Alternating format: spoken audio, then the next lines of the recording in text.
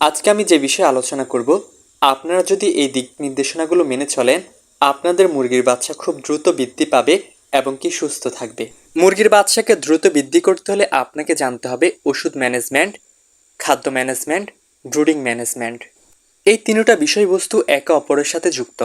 ধরেন আপনার ওষুধ ম্যানেজমেন্ট ঠিক আছে, আপনার খাবার ম্যানেজমেন্ট ভালো নেই, ব্রুডিং ম্যানেজমেন্ট ভালো নেই, তাহলে আপনার মুরগি বড় হবে না।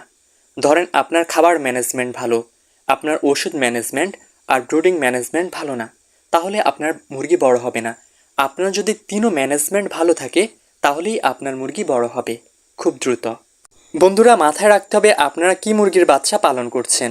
ধরেন আপনি টাইগার মুরগির বাচ্চা পালন করছেন, সেটা কিন্তু অন্য মুরগির বাচ্চার চেয়ে একটু দ্রুতই বড় হবে। ধরেন আপনি পাউমি মুরগির বাচ্চা পালন করছেন, সেটা কিন্তু দেশি মুরগির বাচ্চার চেয়ে একটু দ্রুত বড় হবে। আপনি যদি দেশি মুরগির বাচ্চা পালন করে থাকেন, সেটা কিন্তু ধীরে ধীরে বড় হবে। সমস্যা হলো অনেকেই মুরগি পালন করেন, যতটুকু খাবার অনুযায়ী বড় হওয়ার কথা, তাদের টাইগার মুরগি হোক, দেশি মুরগি হোক, পাউমি মুরগি হোক, বৃদ্ধি পায় না বাচ্চাগুলো। কেন পায় না? কারণ তাদের ম্যানেজমেন্ট ঠিক নেই। প্রথমে আলোচনা করা যাক বাচ্চা মুরগিকে আপনারা কিভাবে খাবার দেবেন।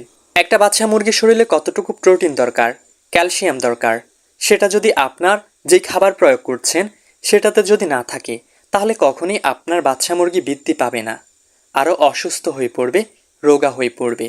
আপনি আপনার মুরগির বাচ্চাকে যেই খাবার দিচ্ছেন সেটাতে সঠিক উপাদান থাকতে হবে একটা মুরগির বাচ্চা বেড়ে ওঠার জন্য। আমাদের গ্রামের মা বোনেরা, ভাইয়েরা যারা অল্প মুরগি পালন করেন, তারা এই ভুলটা করে থাকে। বাচ্চা মুরগিকে চাউল, ভাত, ধান এগুলো খেতে দেয়। আপনি যদি বাচ্চা মুরগিকে প্রথম অবস্থা থেকে এগুলো খেতে দেন, তাহলে আপনাদের বাচ্চা মুরগি খুব দ্রুত বৃদ্ধি পাবে না। কিছু বাচ্চা মারা যাবে, কিছু বাচ্চা বেঁচে থাকবে। যাদের শরীরে রোগ প্রতিরোধ ক্ষমতা ভালো থাকবে তারা বেঁচে যাবে, আর যারা একটু দুর্বল তারা ওই চাউল, ভাত, ধান এগুলো থেকে সঠিক পুষ্টি উপাদান পাবে না বলেই তারা মরে যাবে। এজন্য আমি সাজেস্ট করব 1 থেকে 35 দিন পর্যন্ত আপনাদের বাচ্চা মুরগিকে রেডি ফিড খাওয়ান। সেটা পাউমি হোক, দেশি হোক, টাইগার হোক। রেডি ফিড কি, এটা অনেকে বুঝবেন না। রেডি ফিড হলো বাজারে যে ফিড বিক্রি করা হয় তাকে রেডি ফিড বলে। রেডি ফিড এই জন্য খাওয়াতে বলছি, রেডি ফিডে আছে আর্দ্রতা, good protein, good fibre, energy, kilo calorie, lysine, methionine, calcium, phosphorus.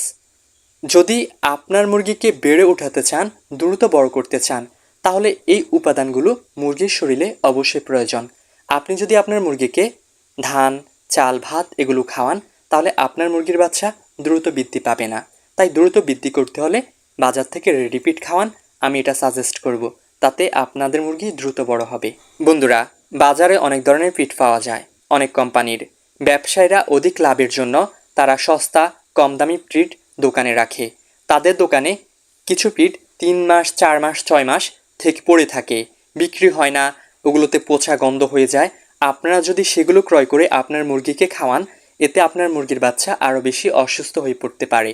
তাই ভালো মানের ফিড আপনাকে যাচাই বাছাই করে আনতে হবে। আর যদি বাজার থেকে না আনেন, আপনার আশেপাশে যেই খামার আছে সেই খামারগুলো থেকে সোনালী স্ট্যাটার এই ফিডটা খাওয়াবেন। আর অবশ্যই ভালো মানের ফিড খাওয়াবেন। বাজার থেকে যদি আপনি ফিড ক্রয় করে আনে খাওয়ান, সেটা নোংরা, বাজে ফিডও হতে পারে, বাজে কোম্পানিরও হতে পারে। ধরে নিলাম আপনি ভালো ফিড খাওয়াচ্ছেন আপনার মুরগিকে, যদি আপনার ওষুধ ম্যানেজমেন্ট ঠিক না থাকে, ব্রুডিং ম্যানেজমেন্ট ঠিক না থাকে, তাহলেও আপনার মুরগির বাচ্চার ওজন বৃদ্ধি হবে না। এবার আলোচনা করা যাক ওষুধ ম্যানেজমেন্ট নিয়ে। বাচ্চা ব্রুডিংয়ে থাকা অবস্থায় কি ওষুধ খাওয়াতে হবে? ব্রুডিং থেকে যখন বাচ্চাটা বের করবেন, সরাবেন, তখন কি ওষুধ খাওয়াতে হবে? কি কি ভ্যাকসিন প্রয়োগ করতে হবে? এটা সঠিকভাবে জানেন না বলেই মুরগির ওজন বৃদ্ধি হয় না, মুরগি দ্রুত বড় হয় না। যখন মুরগির বাচ্চা ডিম থেকে ফুটবে, প্রথম 12 ঘন্টা তো মুরগির বাচ্চাকে খাবার দেবেন না। এরপরে যে পানিটা দেবেন, সেই পানির সাথে আপনারা লেবুর রস কিংবা লাইসোবিটের পানি মিক্স করতে হবে। এরপরে নাভি শুকানোর জন্য, যেন মুরগির নাভি ইনফেকশন না হয়, সেজন্য স্যাপাওয়ান আর হাইকোমক্স দুইটা ওষুধ একসাথে মিক্স করে মুরগিকে দিতে হবে। স্যাপাওয়ান, হাইকোমক্স একটানা চলবে 3 থেকে 4 দিন। লাইসোবিট আর লেবুর পানি 12 ঘন্টায় যথেষ্ট। যদি আপনার মুরগির বাচ্চা দুর্বল হয়, তাহলে আরও 12 ঘন্টা দিতে পারেন, তাও একটানা না, গ্যাপ করে মাঝখানে। একটানা তো আপনি 4 দিন চালাবেন হাইকোমক্স আর স্যাপাওয়ান ওষুধটা, তারপরে একদিন সাদা পানি চালাবেন, তারপরে আপনার মুরগির বাচ্চাকে টিকা প্রদান করবেন। টিকা প্রদানের শেষে আপনারা আবার লাইসোবিটের পানি মুরগিকে দিলে মুরগির বাচ্চা স্ট্রং হবে, বা এডির পানি। মুরগিকে ভ্যাকসিন করার পর একদিন যদি সাদা পানি দেন, তারপর একটা মাল্টিভিটামিন খাওয়াতে পারেন মুরগির বাচ্চাকে। কেন খাওয়াতে বলছি, আপনার মুরগির বাচ্চা যদি দুর্বল হয়, অসুস্থ হয়ে থাকে, তাহলে আপনার মুরগি সুস্থ হয়ে যাবে।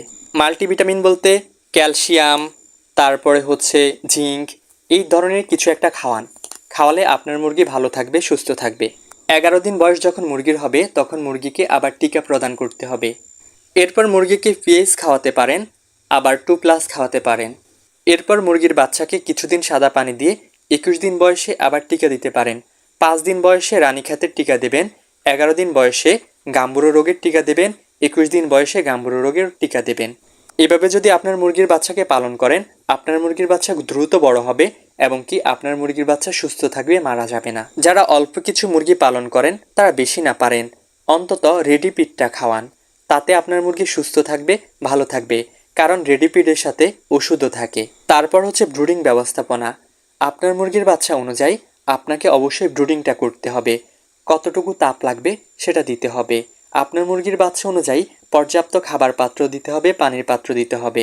ব্রুডিংয়ে যদি জায়গা কম হয়, তাহলে ব্রুডিং নিউমোনিয়া হইতে পারে, আবার জায়গা বেশি হলে ঠান্ডাও লাগতে পারে। তাই অ্যাকুরেট আপনাকে ব্রুডিং করতে হবে। আপনি ইউটিউবে অনেক ভিডিও পাওয়া যায়, সঠিক ব্রুডিং ব্যবস্থাপনা শিখে আপনার মুরগির ব্রুডিং ব্যবস্থাপনা করবেন। এতে আপনার মুরগি সুস্থ থাকবে, ভালো থাকবে। আপনি যদি সুন্দর মতো ব্রুডিং ব্যবস্থাপনা করতে পারেন, তাহলে আপনার মুরগি ভালো থাকবে। আর অবশ্যই মুরগির খাবার পাত্র, পানির পাত্র পরিষ্কার করতে হবে। অনেকেই পানির পাত্র পরিষ্কার করে না, ধোয় না, ভিতরে গাদ জমে যায়। মুরগি যদি অসুস্থ হয়ে যায়, তাহলে ওই মুরগির বাচ্চা বড় হতে চাবে না, কেট হয়ে যাবে। কিছু মুরগি বড় হবে, কিছু মুরগি ছোট থেকে যাবে।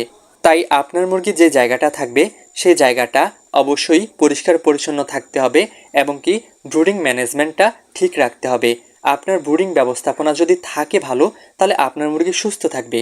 আর মুরগি যদি সুস্থ থাকে, তাহলে খাবার অনুযায়ী আপনার মুরগির দ্রুত বড় হবে এবং কি ওজনও বৃদ্ধি পাবে।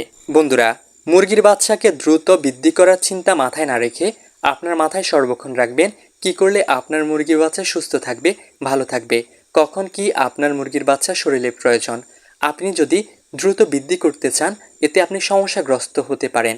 যদি আপনার মুরগির বাচ্চাকে সুস্থ রাখতে চান, যদি আপনার মুরগির বাচ্চা সুস্থ থাকে, যদি আপনি ভালো মানের পিট খাওয়ান, ভালো মানের খাবার খাওয়ান, যদি আপনার মুরগির ব্রুডিং ব্যবস্থাপনা ভালো থাকে, পরিচর্যা ভালো থাকে, তাহলে আপনার মুরগির বাচ্চা এমনিতেই ভালো ওজন আসবে, খুব দ্রুত বৃদ্ধি পাবে, মুরগির বাচ্চাগুলো ভালো থাকবে, মৃত্যুর হার আর থাকবে না।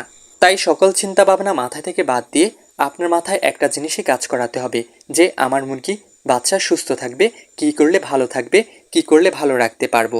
তাতেই আপনি সফলতা পাবেন, তাতেই আপনি সাকসেস হবেন। অনেক কথাই বলেছি, যারা ধৈর্য ধরে এতক্ষণ পর্যন্ত আমার কথাবার্তা শুনেছেন, তারা একটা কমেন্ট করেন ভিডিওটা কেমন লেগেছে।